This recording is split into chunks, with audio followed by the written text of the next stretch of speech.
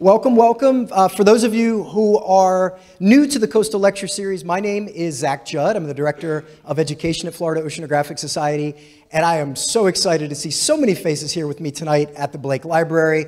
I can't see our Zoom audience, but I know you're out there watching. Hi to you guys as well. This lecture series, and I say this every week, would not be possible without our incredible audiences, both our local audience here in Stewart and our remote audience watching from around the country and really around the globe. I wouldn't be able to have such incredible speakers travel to our community if it weren't for a house full of smiling faces like you guys. So thank you a million times over for making this lecture series such a huge success. Now, here's the important part, what you guys are all here for tonight. Tonight's special guest speaker, Dr. Denise Herzing, is the founder and research director of the Wild Dolphin Project. Dr. Herzing holds a master's degree from San Francisco State University and a PhD from Union Graduate School. Since 1985, she's been monitoring a population of wild spotted dolphins in the Bahamas. Tonight, Dr. Herzing is going to be telling us about her nearly 4-decade-long journey working with these incredible animals. It is with my greatest pleasure that I welcome to the stage Dr. Denise Herzing.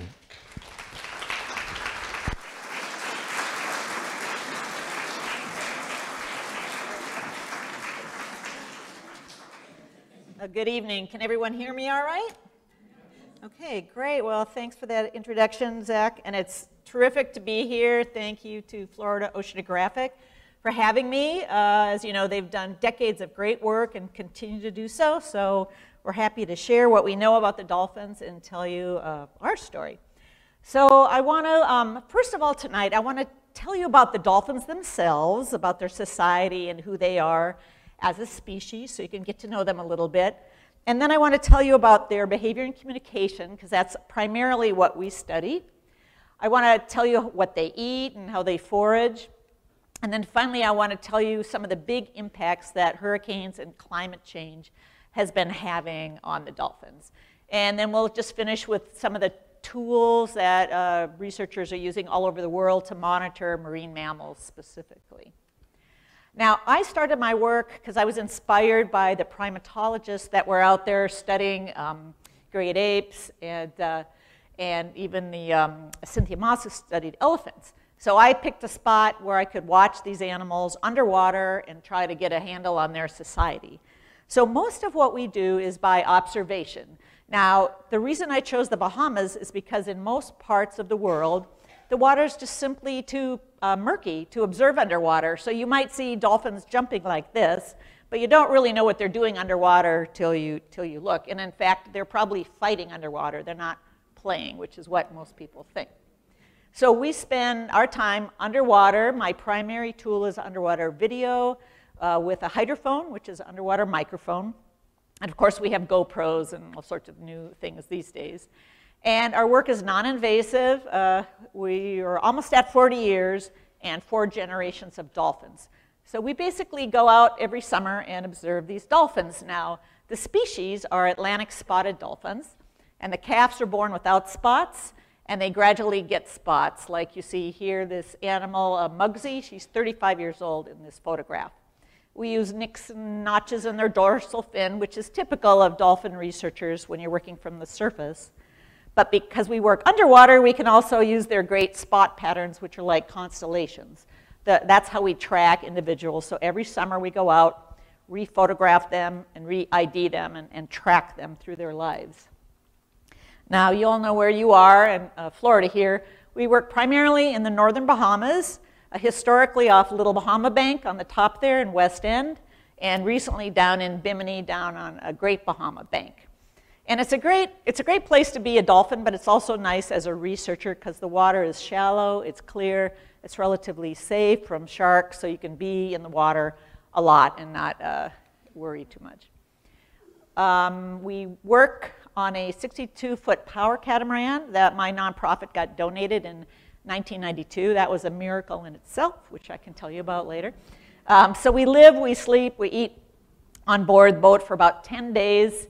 And then we come back to Florida, refuel, reprovision, then we go back out. And we do this 5 months throughout the summer.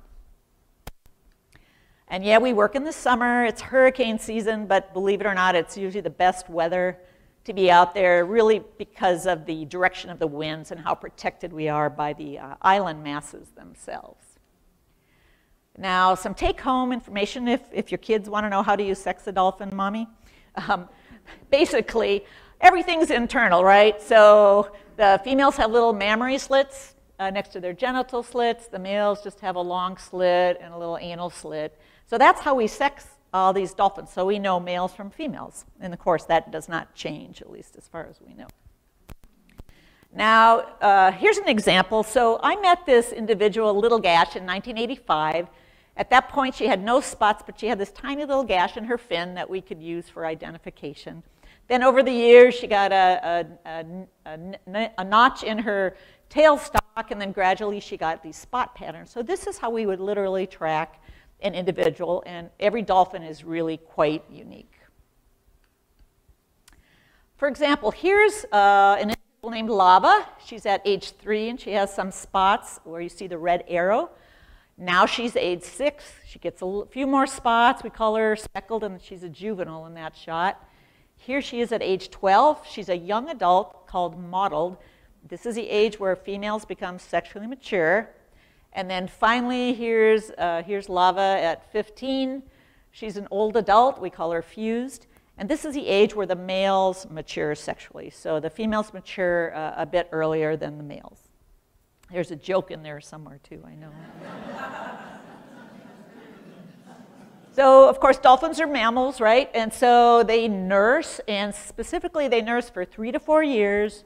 Usually depending on when the female gets pregnant again. So they have 3 to 4 years in between births. But the first year we have about a 25% mortality. And that's pretty mammalian, but that's just Mother Nature, right? We lose calves at that age. Now this is just a quick little graph just showing that the years between births pretty much averages 3 to 4 on the bottom graph. This is calves that have survived more than 1 year. The top graph, what happens is if a mother's pregnant, she gives birth, the calf dies for whatever reason, sharks or a disease, she'll go into estrus quite quickly and mate again, so she'll really have a quick turnover of a year interval. But typically, 3 to 4 years is the interval for giving birth. Now, juveniles are about, we consider them juveniles about age 4 to 8. They're kind of away from their moms now, and they're wreaking havoc in the society. They're like little teenage gangs running around, fighting and making trouble, as you could expect. So they're playing with sargassum, they're learning how to fight and how to play. Again, very mammalian and very important for their development. They're learning how to become an adult dolphin safely by playing as a juvenile.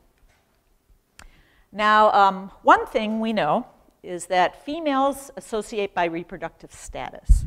So for example, here you have 2 adults, Little Gash and Rosemole. So when I went out there in 1985, they were juveniles, and they were, making trouble like everybody. So then Rosemole got pregnant, and Little Gash was still dating the guys, but she wasn't pregnant. So they kind of separated. They hung out. Rosemole hung out with other females that were pregnant or had calves.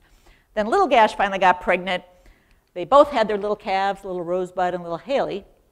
And then they all started hanging out together. So it's a really interesting thing to watch. As you can imagine, females probably need more food and subsistence when they're pregnant, so they have to hang out where other mothers are, where the good food is. Now, we measure this by basically measuring a coefficient of association, which basically just tells us how much they're together. So, for example, a mother and a calf, COA in year 1 is 0.94, which means they're pretty much always together. It drops off year 2, year 3, it goes down, and then finally year 4, which is the year where the mother probably gets pregnant again, it really drops down. They'll still hang out, but not as much. So that's something we know about the females. Pregnancy is about a year, and calving every 3 to 4 years. So this is a very pregnant dolphin named Katie. I met her in 1986, her mother's blotches. And Katie had our first 3rd-generation dolphin named Kai. He was born in 2000. And so they get really, really pregnant. We haven't seen a birth, but it sure looks like they're going to pop when we're out there sometimes.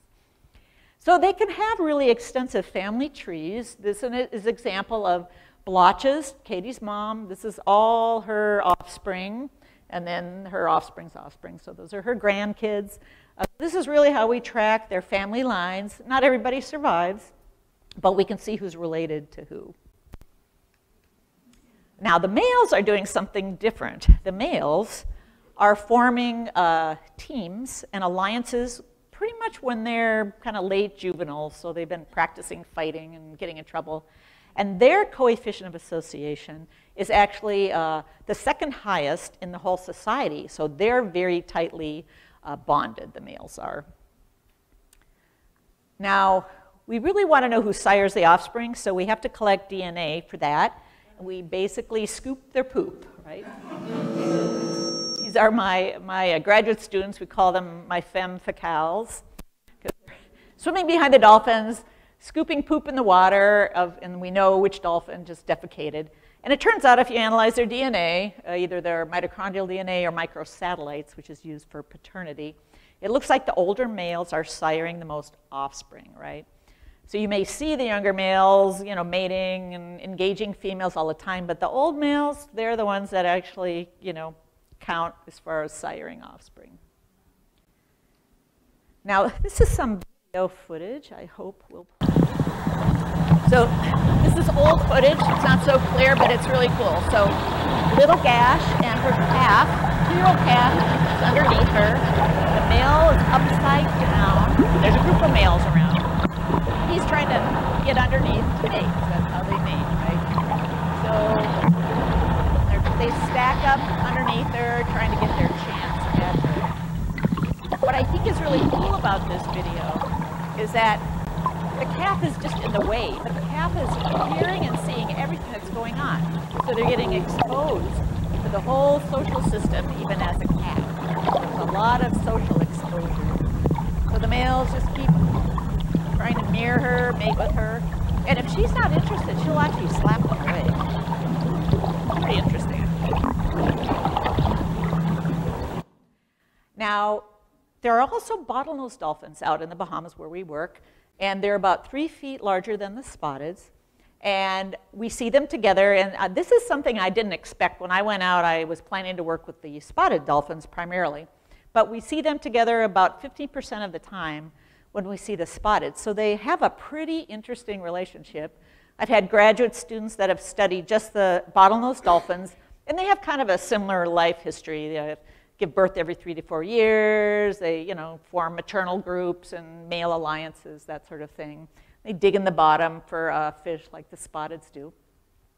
But what's really interesting is that they forage together a bit, not very often. That red arrow is pointing out a bottlenose dolphin amongst the spotteds.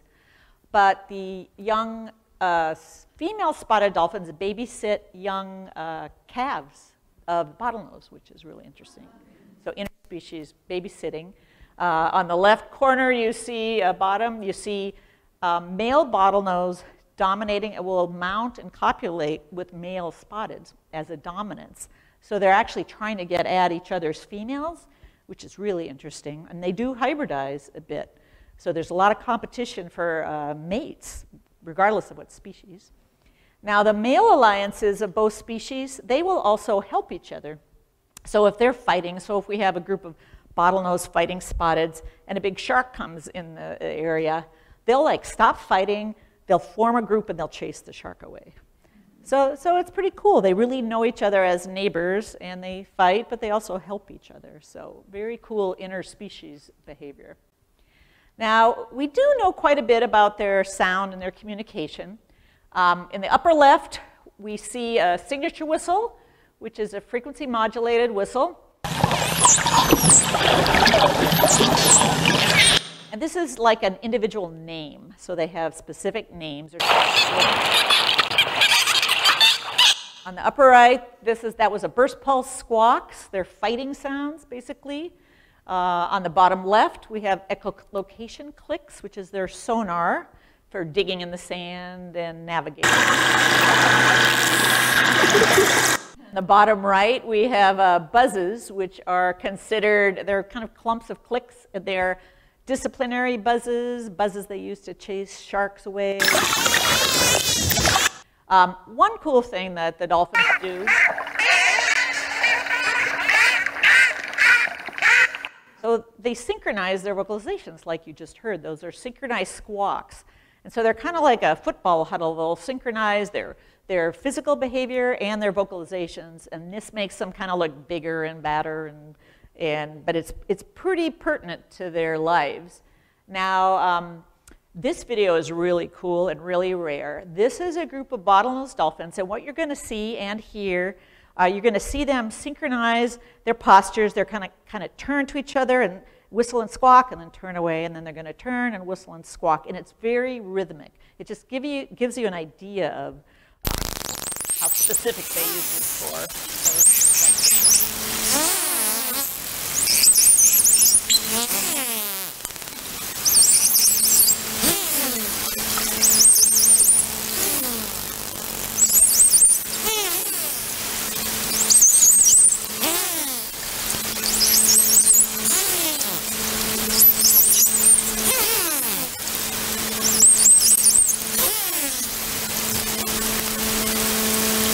Don't know what they're saying, but they're saying something interesting.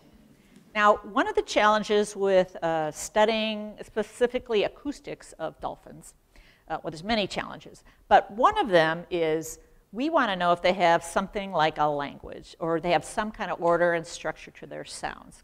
Now, in the larger field of animal communication, what we're looking for is either a referential signal or a graded signal. What that means is, so a referential signal just means something that's labeled, like your name is a word, right? It's a word. It refers to something. So on the left side, you see those signature whistles again, and they're whistles. You basically would hear those whistles in the water. They'd sound like, right? They're human hearing. They're kind of read like a musical score, right? So frequency, time. And those are considered referential signals, so they're names of specific dolphins. On the right, the squawks and things you've been hearing, that's considered more of a graded signal, which means it's just expressing emotion and motivation of an animal. So we have both. I'm talking to you with words, but I'm flailing my hands, and I'm talking loud and talking excited sometimes, right? And these are all signals that modify my words. So we don't know what a lot of animals have, and specifically dolphins. Now, we've known for many decades that some terrestrial animals, specifically vervet monkeys, have signals for specific predators. So they can make a specific alarm call that tells their buddies that there's a leopard chasing them or there's an eagle in the sky, and then their friends can take the appropriate action. We know this from prairie dogs. Actually, some incredible work has been done with prairie dog alarm calls to signal the colony about there's a human walking in the field with a gun, or just amazing work. So we know terrestrial animals do this, and it's survival, right? It's a smart thing to be able to refer to something specifically. So you can imagine it would be pretty important for a dolphin maybe to have a label for a type of shark. This is a hammerhead shark. Two juveniles are chasing them because they're just fun and harassing them. But you can imagine it'd be pretty important for an animal to signal, oh, there's a big tiger shark who's going to go after us versus a nurse shark that's harmless, for example. So we look for those kinds of things to try to get a handle on what their communication system is like. Now this is just a group of spotted dolphins fighting. I just wanted to give you a sense of what that is. And again, you're going to see kind of two groups separate. They're going to take head-to-head stances, again, which is mammalian and kind of aggressive. And they're going to squawk in their mouths.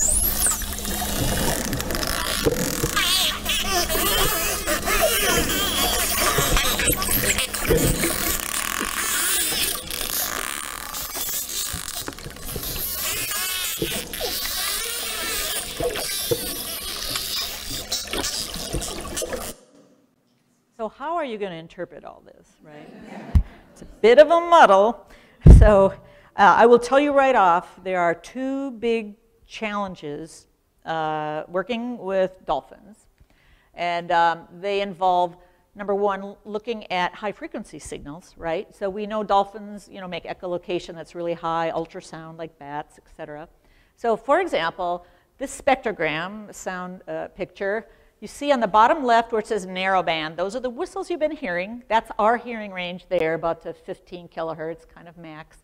The rest of the image is an image of sound collected to 110 kilohertz, way above our hearing. And what you start noticing is, number one, you see harmonics that are created naturally, but harmonics which gives cues to the animals. You also see, we knew their clicks were broadband. We've known that with the Navy forever. But what we noticed is also there are places in our sound files where there's nothing in the lower frequencies, which means if we were only recording in narrowband, we wouldn't even know a sound is there, right? So it's like studying any animal. You have to know what its sensory system is and the range of information. Now, the other big thing is we want to know who's making the sound when it happens, right? You just saw that muddle of dolphins. So we've worked with various colleagues over the years. We finally have a prototype in the water. It's basically a unit on the bottom right. You see it's a hydrophone array with 4 hydrophones and a video camera in there. And basically what that array is doing, it's recording sounds coming in at different times, and then it can localize who's making the sound. And then it puts an image on the video after it's processed. So all those little red squares are showing us that each dolphin is making echolocation clicks. So it's a start. So what we want to do basically is look at, okay, mothers and calves, when they're whistling at each other, does the mother whistle and then the calf, or, you know, how does that kind of interplay? Or if a group of dolphins is fighting, you know, is one dolphin making all the squawks and the threats, or is it, you know, a bunch of them? So a lot of unanswered questions, honestly, but you need the technology in the water. Now, one of the really cool things we're doing right now, and I can't probably go into too much detail, but it's using machine learning, which you all know, you've heard of this, artificial intelligence, to help us label our spectrograms. So that top picture you see is labeling by color types of sounds that the computer has coded with our help a little bit. And then it pulls out patterns. So where you see on the bottom, you see patterns. Each of those colored rows is a type of sound that the computer has said, these are all the same, so I'm going to make them all brown, or I'm going to make them all green. Then what we can do is start looking at the orders of sound types. So sound type A is followed by sound type L, followed by E. So it starts looking at, well, we would have phonemes in our language, for example. We'd look at that process, you know, what follows what. And then we can look at really advanced aspects of what kind of rules or order are there in these patterns. If A is followed by B, it's followed by A, D, D. Is that a specific sequence that a mom is producing to her calf? So it's really cool work, but it's really difficult, I tell you. I've learned a lot. I work with a group of computer scientists up at Georgia Tech, primarily, and I've worked with multiple students of theirs. And it's exciting work, but it's really, really challenging in many ways. And I'm happy to talk to you later in more detail if anybody's interested in that. So the dolphins spend a lot of their time feeding during the day on the sandbank. And this is like, you know, 10 feet to 40 feet kind of depth. They love to dig razorfish. They use their clicks under the sand to find the fish. Sorry. We really tried to lower the sound. I don't know what happened. I think that's the last nasty one. Bottlenose also dig in the sand. They use a couple of unique sounds. Razor buzz, which sounds like a shaving razor, and trills. I call them digital trills. And bottlenose are digging for really deep fish like eels, whereas the spotteds are kind of going after flounder and razorfish primarily. They have different diets. This is from one of my master's students, Chris Malinowski.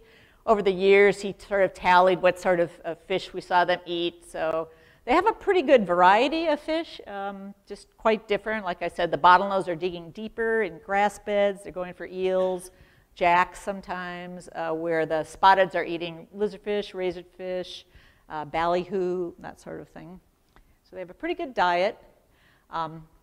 Another cool project one of my students did was looking for teaching, right? So how do you measure teaching in dolphins? So she took our video and she said, okay, I'm going to measure the time that the mother spends around the calf chasing a fish, or versus when she's alone chasing fish without a calf. And when she put the data together, what you see is on the horizontal, you see the names of the mothers, Little Gash, Mugsy, et cetera, and the seconds that they spent when, let's see, I'm going to point it with the laser pointer on this bottom data line here. The number of seconds, it was really quick, of course, when they're just eating themselves, but when they're with their calf, these extreme separation, it takes them a long time. So they're basically teaching them, encouraging them, chasing up the fish, and then letting the little calf chase it and eat it. So this is how they learn, and this is considered teaching in all definitions of scientific terms anyway. Now at night, the dolphins also have a pretty interesting life. They go off the shallow bank, the western side of the sandbank, and they drift along the deep water to feed at night. And here's a shot by a colleague of ours, Nick, and they are chasing flying fish and squid, very deep in the water, and they spend pretty much all night doing it. So they are just, this guy looks kind of fat, huh? So anyway, fatty fish, squid, that's really one of the main sources of their food. I think the daytime feeding, I think, is more like snacking, resting, dolphin potato chips, I don't know, something like that. But they're definitely cashing in at night when they're feeding. And this is kind of small for you to see, but basically this is just showing that, they can be found somewhere between, 300 feet and 900 feet of depth, usually on the sandbank, and they'll drift, for hours and hours. We've done some all-night drifts with them, and they just keep drifting and eating. Now, we've had a few natural experiments on the sandbanks, not that we liked it, but I just want to talk about some of those impacts. So the hurricanes of 2004 and 2005 were pretty intense. As you know, they hit Stewart, right? They hit right here. The pink star is our study site. And Francis, the first storm, was stationary and direct. It hovered over our study site for hours and hours and hours and hours and hours, actually a day and a half. Jean hit 3 weeks later, and then the next year we had Wilma, which was a storm from the Gulf of Mexico, but it came over also to the study site. And when we got back out to look to see how our dolphins did, we found that we lost 30% of both species, bottlenose and spotteds, leaned a little heavily towards the young animals, as you might expect. But we had new bottlenose move in to replace the ones, I guess, that died, or maybe they moved. What was really striking to me was it totally destabilized the behavior of the spotted dolphins. We knew their behavior really well and who they hung up with, and they just weren't acting normal. Their groups were really discombobulated. And we had some new spotteds show up in the area. Maybe they were from some other place that we didn't study, but it took them years and years and years to restabilize. And because they started calving again, of course, they started reaching their normal levels, which is about 100. Their population is small, about 100 animals. By 2012, they were kind of getting there, back to normal, acting normal, back to their numbers. So that was encouraging, but it was shocking, actually, to me, that how hard hit they were. But if you can imagine surviving a hurricane for 36 hours, you're a young animal, you have to be able to breathe and, go back into the water, and there's, water in the air the whole time. So anyway, predators around, I imagine it's challenging. Then another thing happened. So in 2013, we went out there and, we had always measured our groups as 3 clusters. So we had a southern cluster, a northern cluster, and a central cluster. And they were pretty distinct behaviorally and genetically. And in 2013, we went out there, and the central group was completely gone. And after some frantic looking, we finally found them down in Bimini on Great Bahama Bank, crossing about 100 miles difference, crossing this deep water, which we didn't know they really did. they're dolphins, but still we never saw them do it before.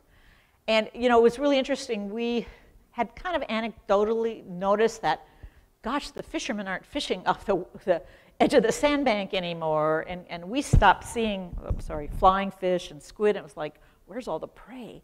And so I guess the dolphins just had to move. So that was kind of a shocker. So we decided, after we kind of eliminated Navy sonar and orcas and some of the things you can imagine would scare the dolphins enough to leave, we started looking at oceanographic features, right? So we tapped into a database called COPEPOD, Coastal and Oceanic Plankton Ecology, Production, and Observation Database. Phew, COPEPOD. And so it's a NOAA database that was available to us. And so we decided to look at both Little Bahama Bank and Great Bahama Bank and see what we could see in their database to see if there's any changes. And this is based on satellite imagery, right? This is not, hands-on in the Bahamas measurements. Everything is taken from satellite imagery and as a proxy. So we wanted to look at surface chlorophyll, which is a measure of a proxy for plankton, right? The food chain. We wanted to look at the wind speeds and the sea surface temperatures in both those spots. So when we took a look, we saw the satellite chlorophyll had a significant drop at Little Bahama Bank. So you see on the left side the blue. It's actually a measure of anomalies over the years. So that's a yearly. That's from 1998 through 2015 is the measurement. So there was a significant drop in chlorophyll on Little Bahama Bank, but not on Great Bahama Bank. There was some, but not significant. The sea surface temperature, there were fluctuations, again, but nothing actually significant. The winds were quite significant in both places. So the wind speeds just were off the scale, in both locations. And, again, we kind of noticed this. We're out there all summer. It was like, it's always windy. Why is it always windy? So then we thought, okay, well, maybe we should look at the shallow sandbank versus the deep water, right? Because they're kind of two different ecologies, I guess, ecosystems. And we thought it'd be pretty interesting to look at. So we blocked off areas on the sandbank, Little Bahama Bank, offshore and shallow. Same on Great Bahama Bank. We did sandbank and offshore. And what we found is the only place where the chlorophyll was really significant on Little Bahama Bank was on the shallow sandbank. So this suggests a food crash. Now, what was also really interesting is because the wind speeds had increased in both locations significantly over a decade, we thought, wow, how would that affect, production, plankton production? We don't know for sure, but what we did notice, and this was actually not in the NOAA database, we actually collected wind direction when we're out there. And we had seen, I don't know if you all remember, some of you probably live here in the summer, we've had wind coming from the west and southwest in the summer a lot instead of southeast, which is the direction. So you can imagine, so on the sandbank, there's a tidal flow, right? 6 hours on, 6 hours off. And you can, when you're out there, you can actually see on this beautiful, blue sandbank, you can see the murky but productive water coming off the sandbank from the grass beds and all that. You can see the line, and then it goes offshore, and then it comes back with the beautiful Gulf water, right? And so when it's windy, you could see that the wind actually stopped that murkier water from getting offshore. And so we suspect maybe that was part of the issue, and the food crashed because the nutrients weren't getting offshore, they were stopping, or we're not sure. And I've talked to a lot of population ecologists, and nobody's quite sure what to make of it, but it was pretty clear that the food chain crashed. Anybody has any ideas, please talk to me. So as of last year, 2022, of the 52 displaced spotted from the central group that moved, we did have 4 individuals come back to where they were resident, and they've stayed. And we didn't actually know. First we were like, could they just be lost? Like, I don't know, could they be lost? Did the hurricane blow them somewhere and they don't know where they are? But 4 of them came back, so we think, okay, they probably knew where they were and found their way back home. All the other dolphins that moved from Little Bahama Bank, they've stayed on Great Bahama Bank around Bimini, and they're now trying to interact and associate with the already resident group of spotteds there. So when these displaced dolphins moved, they moved into someone else's territory, right? So this is what's also happening around the world with climate change and raising sea levels, as animals that usually don't interact are starting to interact. So they moved into someone else's territory already. The spotteds that moved from Little Bahama Bank, they are now feeding off that deep water edge nocturnally, so that's kind of the pattern they had in their previous home. So at least they've been able to do that. And their reproduction looks pretty healthy. Actually, they're calving well, which is great. But then we had some recent storms. 2016, we had Hurricane Matthew, which was a direct hit on West End. It was actually supposed to hit us, and right at the last minute, it veered in the Gulf Stream and hit West End, and that was a big hit. And then in 2017, we had Hurricane Irma. That was a really bad year, and Maria. Those also went through the Bahamas, so it was like, oh, come on, give my dolphins a break, you know. So we don't really know what the big impact of that was. We're still kind of monitoring and checking it out. We have seen more of our animals from Little Bahama Bank up north move to the south. So you see the central group now, and now you see some northern animals and southern animals that have also moved. We don't know totally what's going on. Little Bahama Bank, there are some remnant spotted dolphins up there, but not many, and not many bottlenose either, so it's a bit of a wasteland. There's some, but not a lot. So recently, we did a paper on how the displaced dolphins were integrating with the resident Bimini dolphins. It's pretty interesting. So like, what happens when you move into someone else's territory? Is there enough food? Do you mate with each other? You know, what goes on? So it's a lot of data analysis, and basically, what we found is that the two groups basically started associating more, as you would suspect, I guess they have to a certain extent. They still did prefer their own groups, so they kind of stayed with their groups, even while they were interacting with the local dolphins. The male alliances were still present, but we had some defections. So we had a couple of the, how shall I say this? They're very bold males of our group moving into male alliances with the new guys, so that was pretty interesting. So that shifted. But still, their new and old relations were heavily influenced by the whole restructuring. So basically, you know, it's a big mixture, they're getting along, they're calving, but it's still, you know, it's still a mixture. And we're still trying to do genetics to find out really who's siring the offspring. So is it males from the resident group? Are the immigrants, you know, still siring offspring? We don't know. And if you're interested in any of our research papers, they can be found on our website under the research and library. Now, some of the tools, I just want to talk briefly about some of the tools that researchers are using all over the world to monitor change. The first tool is really a passive acoustic tool. So these are various units, sound collecting units that researchers use, and they're basically passive acoustic monitoring devices. They sit on the bottom of the ocean, or they're mounted on the bottom of the ocean, and they collect data while you're not there. So you can set them out, leave them going for months, actually, and some even go a year now.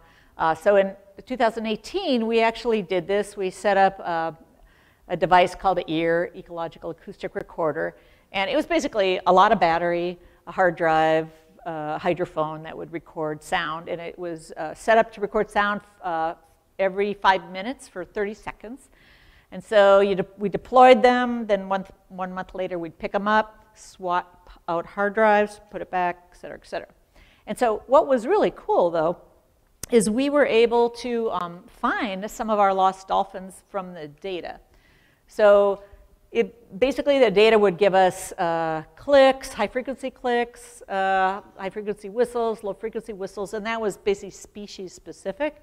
And so what we did, so on the bottom left is actually just a graph by date. So this was data from June June 2018. And we were able to look at this graph and go, okay, oh, the dolphins went by here on June 15th. And they were here, whistling away. So we looked at the tidal cycle and said, okay, let's try to get out there during the same tidal cycle the next month to see if that is maybe when they came by. And sure enough, we went out there and there were some of our dolphins. And because there were so few dolphins left, we really wanted to find the ones that, you know, we were looking for. So it was really a valuable tool to show us the activity of who went by when. And researchers really use this all over the world. They can look at species, you know, when species go by, the activity, that sort of thing. Now, drones, of course, everybody's using drones. This is a great view that we haven't had on marine mammals. A lot of you probably saw the right whale video from the drones, the aerial video. That was fantastic, right? So it's a fantastic tool to just see animals. In our case, we found, because we're on our research boat, we found it wasn't so productive to find dolphins just by looking, because, you know, the drones still have limited battery life, and you can't fly them during certain wind speeds, so they have some limitations. But if you see dolphins, you put up the drone, you can follow them, you can look at their group configuration in the water, you can look who's leading the pack, for example. You can look at what habitat use they go over, so there's a lot of uses for drones. And one of the main tools actually is looking at the health of animals now. They can take a drone and they can look at whether an animal's pregnant, emaciated, that sort of thing. So they're being used all over the world for large whales as well as dolphins. Just some closing thoughts, and then I guess we can have some question and answer. So there's a lot of impacts that are going on with ocean animals because of these environmental changes and climate changes. I really never expected the dolphins of the Bahamas to have such dramatic impacts. I really didn't, because they were really considered, you know, fairly safe. They didn't have a lot of fishing net issues, and I mean, there's pollution everywhere, but, you know, they were a relatively healthy population. So we felt like, wow, we have this view of this great healthy population that's normal. And then all of a sudden, the food crashes, right? So things change. So this is happening everywhere. And because dolphins and whales are so mobile, you know, they have the ability to adjust their locations, but at what cost? You know, are they going to not be able to integrate with local animals, disturbing their resources? You know, this is a big, big question. There's not room for everybody necessarily. And you know, the only reason we knew what was happening with this displaced activity with the dolphins is because we were out there every year, and we knew individuals, we knew their relationships, and we knew where they were, so we could see the changes. And you know, long-term research is really, really important, because if you don't have the baseline, you're not going to see the changes. You're never going to notice what's happening. So all these, you know, projects you hear about, believe me, they're important. Long-term research, whether it's turtles or dolphins or whales, and the tools and techniques, they can all be, you know, really important. And all, you know, the students now are so smart and so tech savvy. I mean, I'm just in awe. Like, thank God they exist, right? Writing programs. So I'm just the old naturalist with my binoculars. You know? But anyway, so think global, act global. I think we have to do it all, act local and act global, I think. And just some selfless promotion. We are having our annual event called Wild Ocean Science on February 25th. I think there's still information back to pick up there. If you want to come by, Carl Safina is a well-known author and naturalist, and there's a virtual option too if you want to just come on virtually. But we're excited. It's kind of our, only once a year, our way of giving to the public and getting a good speaker and sharing that information. So thank you, and I will leave it open for questions.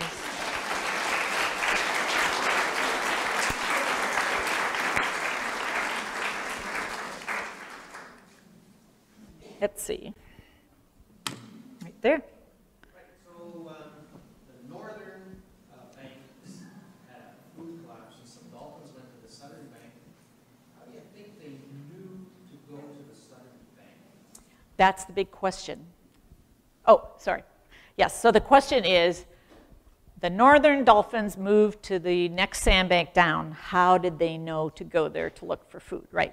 So interestingly, we had actually done some work on the Great Bahama Bank previously, kind of in winter and kind of odd times, and we had never seen any photographic matches. And there was another research group also down there, and we'd looked at their catalog, so we didn't think they ever went down there, right? Never saw that. So we were like, well, I don't know. Did they move as a group and just run into it? Did they send a scout? Oh, it's possible. I mean, we didn't see when they moved. You know, somewhere between September when we finish our field season and the next May, they were gone, right? So they could have scouted the area. I don't know. I mean, that's a really great question, and I wish we knew. Yeah, I don't know. Now, the fact that the other 4 animals, oh, sorry. Well, so we actually had a good follow-up to that online. Somebody mentions that some of the great whales, humpback whales, for example, have songs that can be heard over the course of hundreds of miles. Is it possible that they could hear each other from the Little Bahama Bank to the Great Bahama Bank, or is that stretching it for dolphin communication? Yeah, I think for dolphin communication, that would be stretching it. As far as we know, their sounds wouldn't transmit that far, correct? How about when they moved all the sand last year? After that, you didn't see any dolphins, or you didn't see any fish or anything. Now all of a sudden it's come back again on the beach. It was a good 9-10 months. Yeah, so the question is about moving the beach sand, you mean off the coast here? Yeah, so well, we do study the dolphins off this coast too. The question was, did the dolphins leave and come back? Yeah, I couldn't answer that. Our work is really in the Bahamas, so that's really across the Gulf Stream. Yeah, I mean, I imagine for local dolphins off our coast, you could easily disturb that substrate, you know, if you're, you know, dredging sand and putting it on the beach, and, you know, nobody really studies that as far as I know. Can you tell us about dolphins breathing? Dolphins what? Breathing, how much they need, how often they breathe. Can I tell you about dolphins breathing? Yes, they breathe. No. Yes, so dolphins have one blowhole, you know, most whales have 2, and they breathe according to their activity, basically, right? I mean, they're really efficient at using air, first of all, right? So they'll come up to the surface, breathe, and they can hold their breath for, you know, anywhere to 20 minutes, probably, a small dolphin at depth. And they store most of their oxygen in their muscle, their myoglobin versus their hemoglobin, so they can dive deep, shunt all their you know, blood and oxygen to the critical organs. But like, you know, when they're feeding on the bottom, they'd probably be down 2 or 3 minutes, for example. They could be fighting down there for a minute or 2. You know, they're not on the bottom a lot. They're at the surface a lot, or in the middle of the water column. But it really depends on, I guess, their energy expenditure more than anything. Let's see, let's go over here. I always assume that the dolphins are friendly, and when you say they're fighting, it doesn't even look like they're attacking each other. They're just like going past each other. What do they do when they fight? Do they bonk each other? Do they fight each other? What do they do? So what do dolphins do when they fight? So you saw some video. So remember, they're mammals, right? They play and they have fun and they love each other probably, but they also fight. You know, they fight for food, they fight for sex, they fight for all of it, right? So when they're fighting, so what you saw was pretty toned down. You know, they're doing head-to-head postures like you might see, you know, rams, you know, ramming each other. They open their mouths, they're making sounds, but they'll ram and charge each other. They'll slap each other hard. I mean, there's never been a dolphin. Well, I take that back. There's never been an observed dolphin death during fighting, but dolphins are known for infanticide also. So yeah, so there's been a lot of strandings of calves, dolphin bottlenose calves on the East Coast, and they look like they're really impact marks, you know, from bottlenose probably slapping them around. And in the Scotland area, the bottlenose kill harbor porpoise. They toss them around. Nobody knows why, but just blunt impact. I don't know if they think they're toys or they're threatening them. But no, they fight. They fight with what they have. Their tails are really strong. Their flukes are really strong. They can make really deep rake marks. You know. Now, we have never seen a spotted dolphin really hurt each other, but I've seen the bottlenose fight big time. And the sound, so sound is much more potent underwater than in the air, like the decibel level. So it's like a exploding gun cap under the water. It could actually really hurt your ears. And I've heard sounds where it's like, ah, and they could hurt each other with sound, right? Projecting sound, yeah, like a gun actually underwater. Are they ever aggressive with people? Any dolphin ever documented aggression toward people? Yeah, are dolphins ever aggressive with people? Yes, they have been, both in captivity and in the wild. My suspicion is because people are doing stupid things to the dolphins, right? I'll give you an example. There was a friendly dolphin off the coast of Brazil for many years, a while ago, and I believe it was a female bottlenose. And, kids would swim with her and blah, blah, blah.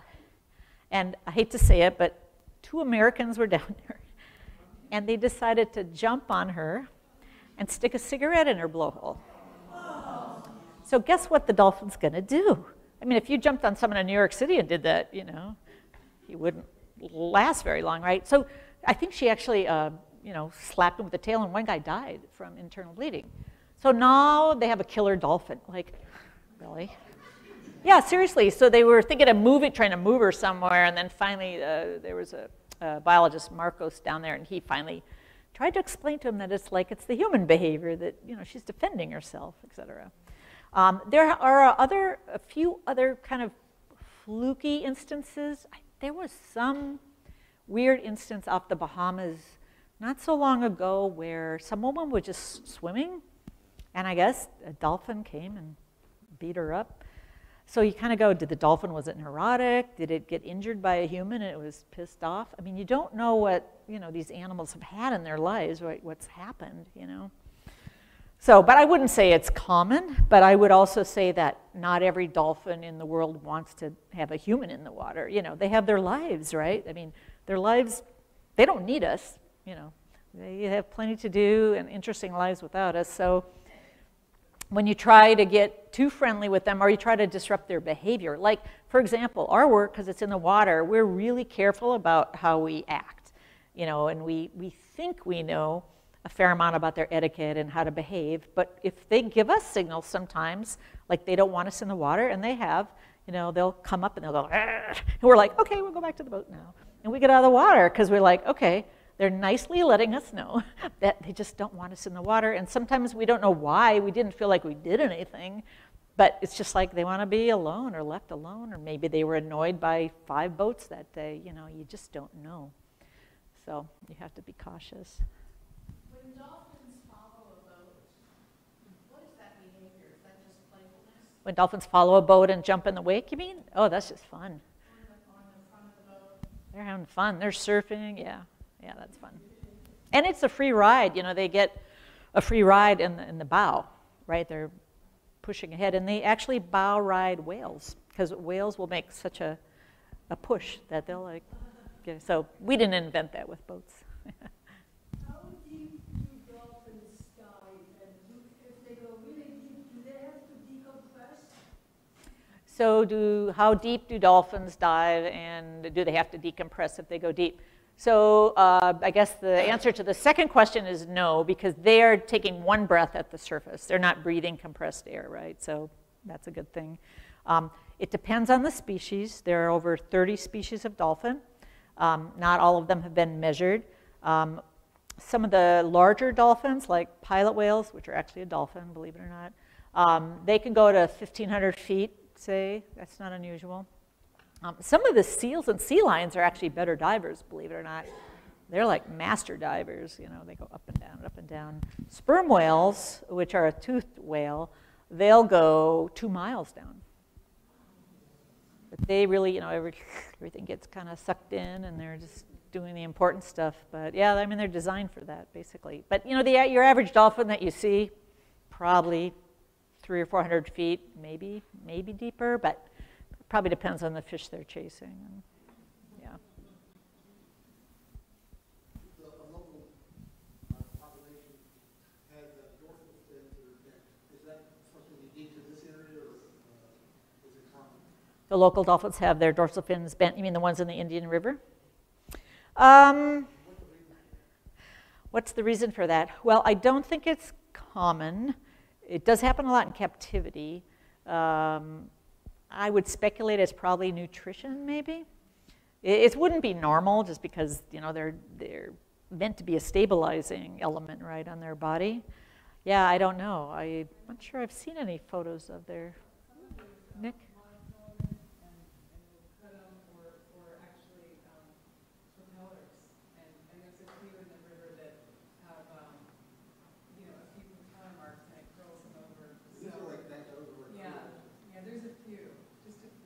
So Nick was just saying that sometimes their fins are cut or bent over from monofilament net or boat injuries, but that's not a normal bend. That's a chop, yeah, which is a little different.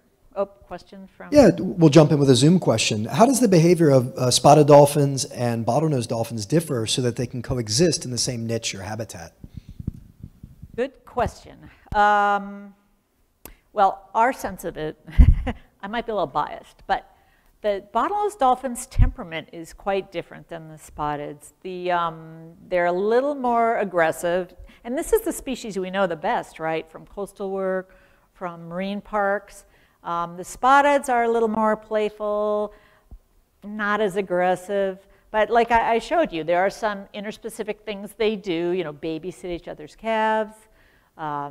They fight sometimes, but they help each other. So I guess it's getting to know your neighbor and developing specific relationships with your neighbor too. Like we'll see sometimes traveling pregnant spotted dolphins with pregnant bottlenose dolphins. So like, you know, yeah, I know. So clearly they recognize the other species. I guess it depends on, you know, what's at stake, basically. When do dolphins sleep? Ooh, the question everybody always asks, when do dolphins sleep? Well, they don't, is the first answer.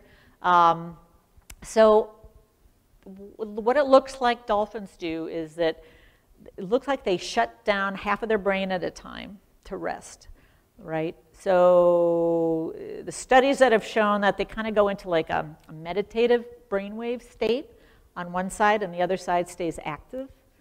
So they'll, and I've seen it in the wild actually, they'll be swimming in the water column and it's like you look at them and their eyes are closed, but as soon as you make like one little click or just movement, they like, you know, all of a sudden they're alert. So they rest on one side of their body and they keep the other side of the body awake. Yeah, which is interesting. So I don't, you know, they don't sleep like we think of sleep. Could you like put monitors on the dolphins to see where their movements are, like they do with the sharks and the whales? Yeah, the question is, could we put monitors on the dolphins to see where they're moving? We could. We choose not to, because you have to kind of capture them and drill a hole through their dorsal fin. And of course, it's a great tool. Many researchers use it, especially for endangered species, to track via satellite. Now, it used to be radio, but now you can satellite tag. Yeah, it'll tell you where they go. You know, our sense of our particular study area is the animals would never hang around with us in the water if we grabbed them. So we don't really do that. Now, I will tell you that we had a stranded spotted dolphin in 2018. He stranded in the Berry Islands, which are kind of way east of Bimini. And he was rescued. He was flown to Nassau and rehabilitated. And we saw his photograph with some other researchers we know were working there. And we could identify him. He was one of the males from our group. And so the Bahamian government, after he was rehabbed, allowed us to release him back with our group. It was incredible. And so in that case, he was already out of the water. So we did put a satellite tag on him. And that guy took off. He went 120 miles the first day. Second day, another 120 miles. He went almost to Cuba. And this is from the satellite data. Hung out there for a month. Still in the Bahamas, but right on the edge of the sandbag. Then finally came back to his regular group, and he's happily living with his regular group again. So it's a great tool, but you know, do you have to tag them all? You know, it's tough to decide how you're going to do that. Another question? We have another question from our Zoom audience. Actually, this is a two-part question. Are there different dialects among dolphins from different regions? And is there anything that a general citizen can do to volunteer to help with the Wild Dolphin Project? Ooh, good question. Yes, dolphins do have dialects. In fact, they can be really different in adjacent groups, right? So yeah, it's all about the group. Like, how do you know what your group is? So kind of think of it as like, they have a species sound, and then they have dialects within the species, and then the pod probably has a little bit of a dialect, and then they have their signature whistle. So there's all these levels of identification. And yes, Wild Dolphin Project has an online site. If you get a photograph of a spotted dolphin in the Bahamas, you can upload it, and it's through Fluke Books. You can look on our website, and it probably is in our newsletter too. And yeah, that can help us identify. If you could tell us where you took the photo, and we'll tell you who that dolphin is, and that really helps in location. We have events you can volunteer for. You can come on the boat with us in the summer as an ecotourism kind of thing and help out. And yeah, and you can send money, large money. Just kidding. I'm curious if you're able to get any acoustic data either before a hurricane or after, or like during. Before, during, or after. Oh, wait a minute. During a hurricane. Can we get acoustic data? Can we get acoustic data before, during, and after a hurricane? People usually say, what do they do during a hurricane? And we're like, oh, we're back in Florida. And even our acoustic devices, we have to pull them up off the bottom because they can just be lost, right? Yeah, so of course, sure, right before we leave, but it's hard to get back there after a hurricane, literally. Like usually after the hurricanes here, we've done relief runs for the locals, basically. We load our boat, you know, our benefactors often give us a chunk of money to go buy generators and stuff, but we just load our boat and go over there and give them stuff. And then we look for the dolphins, like, you know, but we don't often have a lot of time. Before the hurricane, could you tell that they kind of knew it was coming at all? Yeah, no, I wouldn't say, but you know, what is that like? You know, we would leave, depending on the hurricane, you know, days, if not a week before, if we saw something big coming. And yeah, it'd be interesting though, yeah. We have a hurricane follow-up question online. You mentioned a number of different hurricanes that impacted the Bahamas, but you didn't say anything about Dorian. Do you have any data that discuss the impact of Hurricane Dorian on your study populations? Yeah, so Dorian actually stopped, that was a monster. It's, as you know, the Abacos, it stopped in the middle of Grand Bahama Island over Freeport, right? And then it kind of went north. We don't think it had much effect on our spotteds, actually, because they're mostly to the west enough, I guess, that it made a difference. I know the Abacos dolphins had some effect. They studied the bottlenose over there. But still, I'm sure there were big seas and challenges, you know. But no, we haven't seen any direct way back there. When you're observing dolphins in the open ocean, do you use rebreathers or open circuit scuba? When we observe dolphins, do we use scuba or rebreathers? Neither. We actually just snorkel. Because we're collecting a lot of acoustics, although rebreathers would be potentially good for that because they're quiet. Scuba, it's a little noisy because of the bubbles, and the bubbles actually kind of disturb the dolphins sometimes, you know, depending on, you know, they use their own bubbles for aggressive things sometimes. So we just snorkel. We find it's just easier to keep up with them and to maneuver, and we free dive a lot, basically. You said this is 30% mortality during the hurricanes. Do you have any idea how they died? Well, I should clarify that we're not sure they died, but we certainly haven't seen them anywhere we've looked or you know, found any matches anywhere else. So we assume they died. My guess is drowning would honestly be exhaustion and drowning, or predators. You know, you got sharks, they don't need to breathe, right? They can stand in the water. You've got dolphins that have to get to the surface and breathe and, you know, eat, and yeah. So we have never actually seen a dead dolphin in our area. They just kind of are gone. You know, I have a colleague that really said, well, you know, maybe they really did go somewhere else, right? Like, that's very possible. It's just that it's a big Bahamas, so we haven't seen any photographs that would tell us that. and why they wouldn't come back. So like when we lost our spotteds, what was really interesting is so we would have like a family group was all gone except for like the male that was in the group. Or a juvenile group, they were close buddies, they'd all be there except one. So like, I mean, they're so social, you'd think they'd try like heck to get back if they just got, you know, surfed away or blown away by the storm. But I'm guessing drowning would probably be the biggest loss. Where else do spotted dolphins live besides the Bahamas? So the spotted dolphins are endemic to the Atlantic only, so you would find them from maybe New Jersey down to South America, Brazil, and then across to Africa, all through the islands of the Caribbean, Africa, and then on up to maybe Morocco kind of area. Yeah, they're not well studied. Our group is probably the best studied in the world. But the islands, any of the islands really, all through the Caribbean, I mean, all through the Bahamas. I wish I had 5,000 boats. I'd like spread them out. But yeah, they're a neat species. Yep. And along our coast also, right? Oh yeah, yes, absolutely. Nope, no question, okay.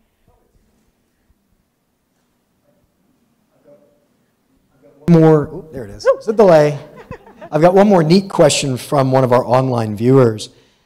Where do the group allegiances lie for the hybrid offspring that you mentioned? Ooh. What a cool question. Cool question. Yes, so hybrid offspring are rare.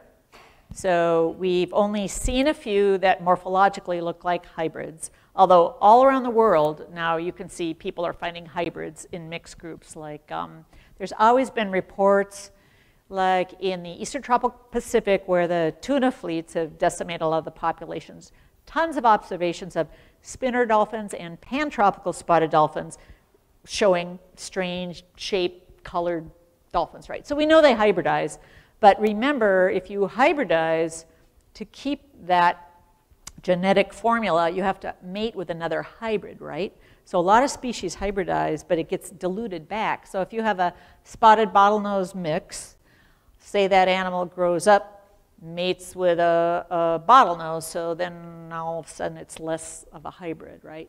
Where do the allegiances go? I don't know. That's a good question. I would hope with mom, but, you know. I'm seeing some hands go up in the audience. We do have enough time for maybe 2 or 3 more questions here at the Blake. I got another one. Does temperature make a difference in whether they have males or females? And would you mind repeating that for the Zoom? Does temperature have a difference whether they have male or female offspring? Right. Well, I don't know about in the wild. I'm trying to think if it's been studied in captivity. Yeah, I don't know. Good question. There's a research project for some young person. If your parents let you study that. Is a question back there? So you're saying the hybrids are sexually viable? Yes, they are. There was a, so hybrids are sexually viable, yes. Bottlenose dolphins have hybridized with 13 other species in captivity, okay? One good example was in Hawaii. There was a bottlenose dolphin, hope I get this right, that hybridized with a, not a pilot whale, what was it? Pseudorca, yeah, maybe. No, it wasn't, yeah, Pseudorca, right. So this is like a false killer whale. It's like a kind of a pilot whale-sized dolphin. Anyway, they were both in captivity. They hybridized. The offspring then grew up, mated with another dolphin. So yes, you know, they actually hybridize fairly easily because they have the same amount of chromosomes, and they don't seem to have some of the impediments that other species do with immune systems and things like that. But again, you know, if you want to build a hybridized community, you have to have a lot of hybrids, right? That's happened in Africa. There are a couple species of monkeys that had that happen. They lived adjacently. They hybridized enough that all of a sudden the hybrid was a community, you know, so they were onto themselves. So yes, they're often viable. There are blue whale and fin whale hybrids that were viable too. They found from old whaling records. So yeah, kind of crazy. Do you think that would hurt their immune systems? For instance, when I was in the Bahamas, I did a back tour, and they have a hospital for taking care of the dolphins who get sick there. And there was actually, in the operating room, a female dolphin who had breast cancer, and they were operating on her. So in the wild, you know, how do they pick these up? And is it maybe because of this interbreeding that they become weaker with their immune system? So yeah, the question is about their immune system and does it get weaker? Listen, dolphins get all the diseases we do. You know, they get cancers, they get bacterial infections, they get viral infections, they get fungus. I mean, this is not unusual, you know, in the wild. It's just what they do. You know, wild populations have to have a certain amount of immunity, but there's horrible viruses that can go around and kill, you know, communities, like morbillivirus is one we've had here, lobomycosis in the intercoastal, it's like white goopy thing that we see on a lot of the dolphins. So yeah, I mean, it's nature, right? Yeah. All right, guys, unfortunately, that's it for time. If I could have you guys give Dr. Herzing one more big round of applause as a thank you.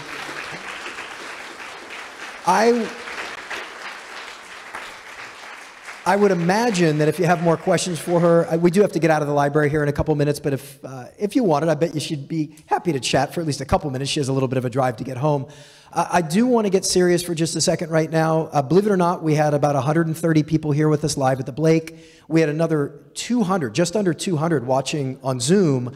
And I know some of you did not make it to the lecture that I gave 2 weeks ago about Florida's water quality issues. And I want to urge all of you, if you haven't seen it already, to go watch that recording on our website. And here's why. It's very relevant right now. When I gave that presentation, I mentioned that there was a chance that we would see Lake Okeechobee discharges this year.